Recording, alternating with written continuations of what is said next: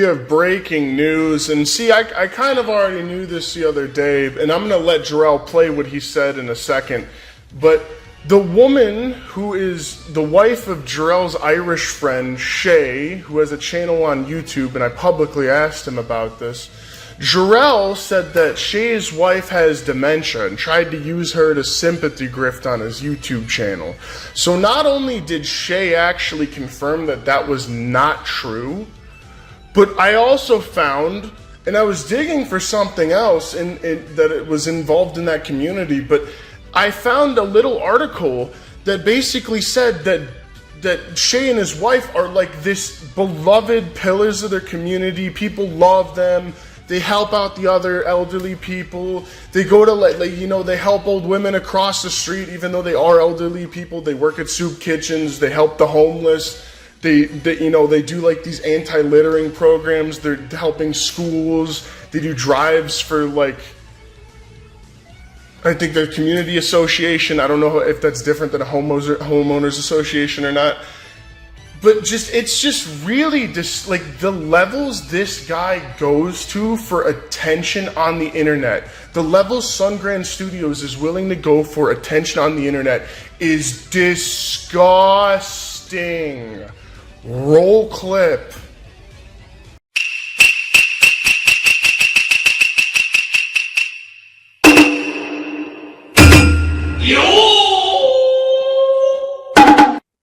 I personally have a number of friends who are going through difficult times, and I want to be present, and I'm trying to figure out how to be a supportive friend, and I'm trying to be the best friend that I possibly can be. I do music clubs, I do Irish pub sessions, and we play music, and there's, I've got some friends there that are having difficult times with, a friend's wife is dealing with dementia, and it's tough, and I know what that situation is like. It's difficult for him, and being an adult male, it's difficult to talk about feelings and to discuss things, and you can't ask for help, and you can't tell people you're going through a tough time. But I can see friends going through a tough time, and you can't really just talk about it. And I think one of the only ways that I can support, that friend is to learn lots of good old Irish songs. He's from Ireland, and when we go to our Irish clubs, I'm going to play him songs that he knows, some old songs that he would really like, and give him something positive, something to look forward to. And so I've been doing that. I've been spending my time and my attention learning more and more Irish songs, and I've learned a Gaelic song recently, and I've been doing these songs, and he's just got a big smile on his face hearing and playing fiddle along and singing along to these old tunes that they're from the country where he was born, and it's important to him. And that's the only thing that I can do to be a supportive friend in that kind of situation. And in situations like that, that's how I'm going to spend my time. I want to spend my care and my attention on being a good and supportive friend. I've lost a number of friends to cancer over the number of years, but I've lost 3 friends recently. And that's something that you have to find a way to navigate and remain positive. And I'm making new friends now. I'm meeting new people through these music clubs. I'm making new friends. We're in touch. And I'm navigating making new friends, and we're trying to figure out, how to fit into each other's lives, because we're all adults, and some people are quite older, and it's not like in school where you just hang out and then things just gel. As adults, it takes more effort to figure out how to fit into each other's lives and how you can be friends, and it takes time and it takes effort. And I'm personally trying to not feel guilty over what feels like replacing friends that I've lost, because you can say that's what it is, and it's kind of harsh, but it's true. I'm trying to replenish, my friends. I've lost a number of friends over the years, and there's a gap. It feels like there's people missing from my life, and I would like to not have a gap.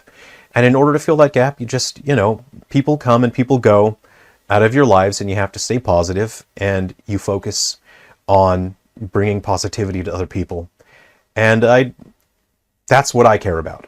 I care about that. I care about bringing something positive to people. I care about being there for people.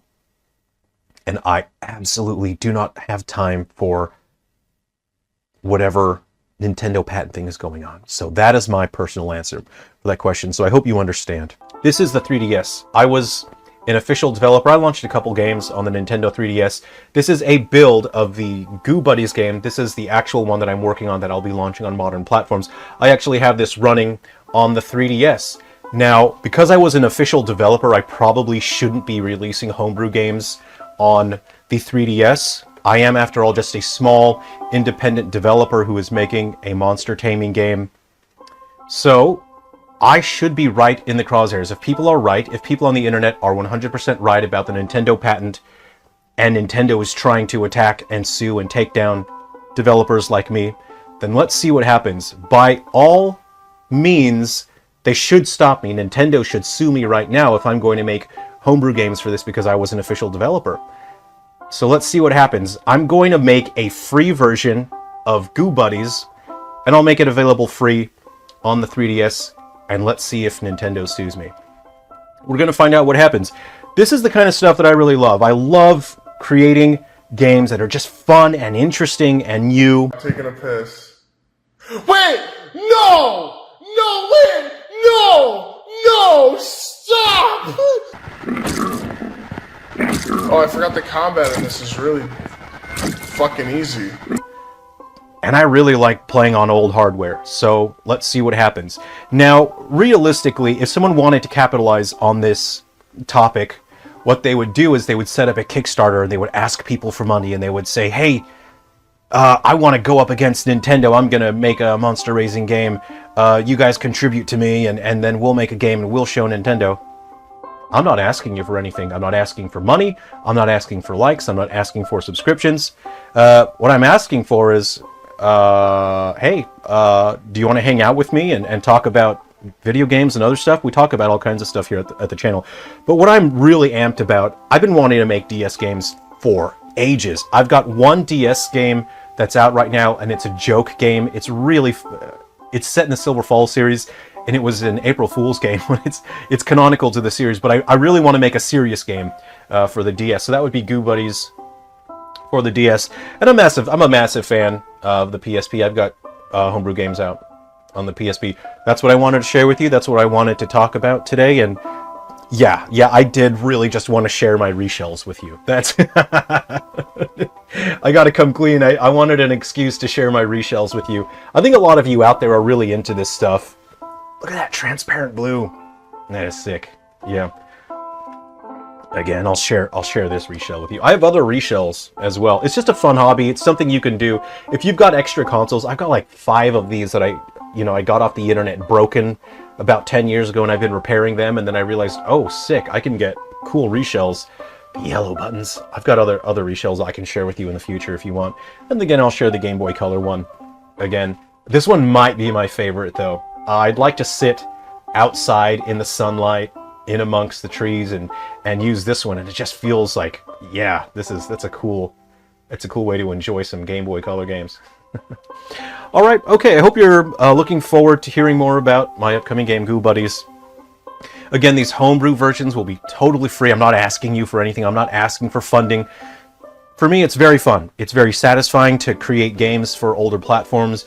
It's fun, and it forces me to improve as an artist, as not just like a programmer, but being able to come up with interesting ideas.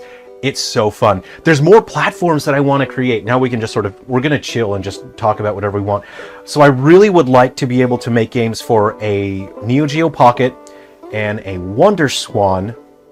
I actually have a development environment set up for Virtual Boy, so I can make Virtual Boy games as well. But I don't have the hardware for that stuff, so I only make homebrew games for hardware that I own.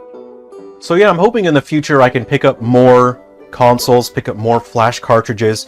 I have developed a test ROM for the Neo Geo Pocket, just a little bit, but it's a proof of concept to show, yes, I can make a Neo Geo Pocket game. TurboGrafx 16 I would like to test. I don't have a flash cartridge for a Nintendo Entertainment System. At some point I would like to pick one up, so eventually I will make NES games. I think that would be fun, but there's more consoles that I would like to check out as well. Anyway, thanks for hanging out.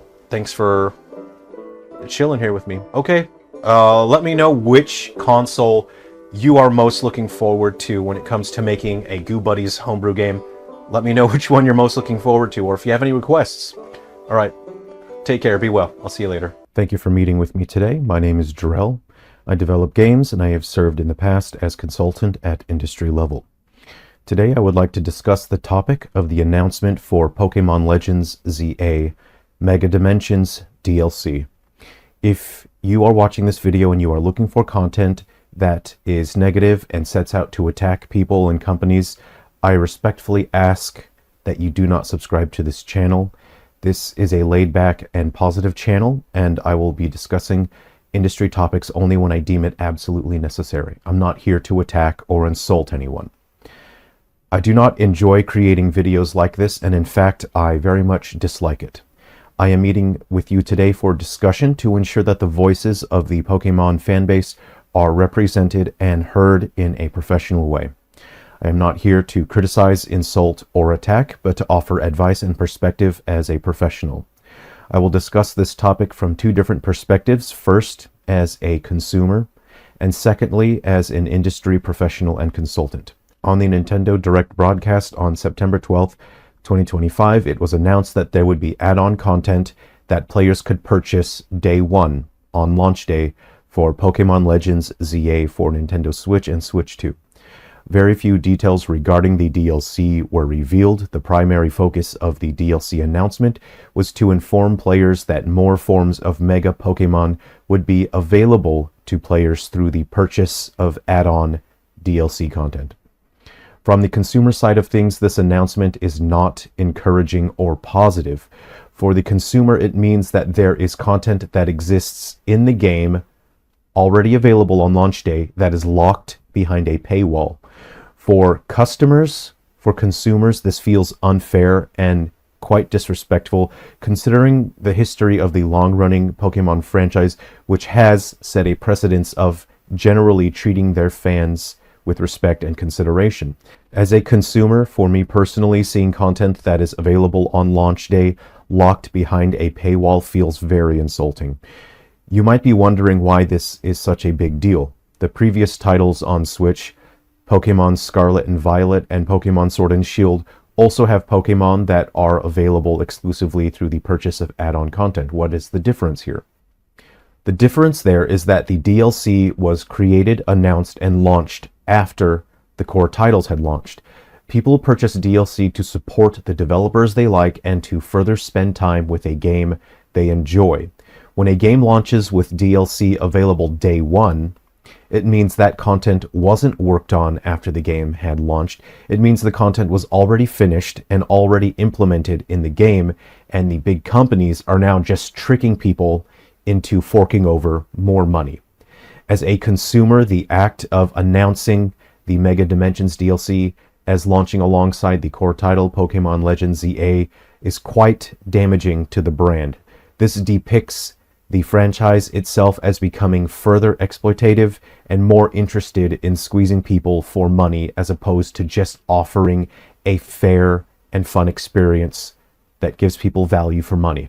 I've been a strong supporter of this series since I was the target age group of the Pokemon franchise back in the 1990s, which feels like it's about 55 years ago now. However, the announcement of the Mega Dimensions has left me feeling negatively towards the brand. I will now address the topic as an industry consultant. I would be interested in conducting a performance review of the chain of command for the marketing and PR regarding this particular announcement. The timing of the announcement was not suitable and the presentation was tone-deaf, certainly not in line with the expectations or desires of consumers. The mistakes here are simple. The announcement of the Mega Dimension came far too soon and with too few details. This announcement brought absolutely no benefit to the Nintendo Direct and in fact only pushed the public opinion of both the Nintendo and Pokemon brand image toward negativity. You will see content creators online who are generally very supportive of the Pokemon brand and Nintendo brand are feeling quite negatively about this, which is fair. The reason that this is happening is because the announcement communicates to viewers that Nintendo just wants more of your money. Whether or not that is factual is besides the point. That is what this marketing is communicating. The Direct had already showcased 3 new character reveals when it comes to new Mega Pokemon, revealing 2 more with the Mega Raichu X and Mega Raichu Y. Those reveals were not necessary. In business, you want to bring in more revenue while doing less work. What shareholders care about is profitability. The people doing the actual work need to care about sustainability and scalability. Sustainability not in terms of the environment, but from a logical definition. What does it take to maintain sustainability? How long can you maintain your business strategy? The announcement of the Mega Dimension DLC is worrying because it communicates that the chain of command regarding these decisions either had not considered the likelihood of a potential negative outcome, or they had considered it, disregarded it, and decided to follow this course of action even with those considerations having been made. This approach to brand management and marketing will further alienate your customer base. The best course of action to have taken in this situation is simply to not have revealed the DLC until some time after the game has launched. From the looks of it, the add-on content is not even fully complete and will launch in 2 stages. It would have been far more beneficial to wait until the add-on content was closer to completion before announcement. Now, I'm going to step away from my role as a consumer and a gamer for a brief moment, and I will speak entirely as an industry consultant and PR manager. What I say here will probably upset some people, but please understand I'm approaching this from an industry professional perspective and not as a consumer for the next moment. It does not matter if the add-on content was finished and available day 1 on launch. It's fine if you want to complete that and have that available and finished and implemented in the title. It would have been the most beneficial release strategy to wait until sometime after launch of the core title before announcing the add-on content. Again, it doesn't matter if it's already finished and already implemented. It was announced too soon. You should have waited before announcing it. Even if the content is already done and ready for use, if you want to sell content as add-on, as DLC, don't do it on day 1. Wait until after launch so you can convey a sense that you are doing more work so that people can further enjoy a product that they like. Yes, this is not that honest. This is business. This is how it works sometimes. What you sell is not nearly important as how you sell it. And the way that you are selling Pokemon right now is not sustainable. It will alienate more and more of your customer base. This concludes the section where I discuss this solely as an industry consultant. I really dislike that kind of attitude. This is precisely why I dislike doing this kind of marketing and PR work. This is work that I've done commercially in the past, and there is some dishonesty to it. That's just how it is. You can complain about it if you like. Feel free. That's totally fine. This is why I don't do this kind of work in general, and I'm focusing strictly on game development. I will end this meeting today addressing the topic as a consumer and a longtime supporter of the Pokemon brand. Under no circumstances will I purchase the Mega Dimension add-on content. I have not purchased the add-on content DLC for Pokemon Sword and Shield, nor the DLC for Scarlet and Violet, and I have no intentions of ever doing so. The way that the Pokemon brand is being sold is alienating me as a customer. While I want to support the brand and engage in the products of the brand, there is a limit to what I will accept as a product that I find worth paying for. You will find other individuals who share a similar sentiment. I generally do not offer professional consultancy pro bono, but I genuinely enjoy the Pokemon franchise and the Nintendo brand, and I would like to see the Pokemon brand do as well as it can for many years to come. Thank you for your time. I appreciate you hearing me out today.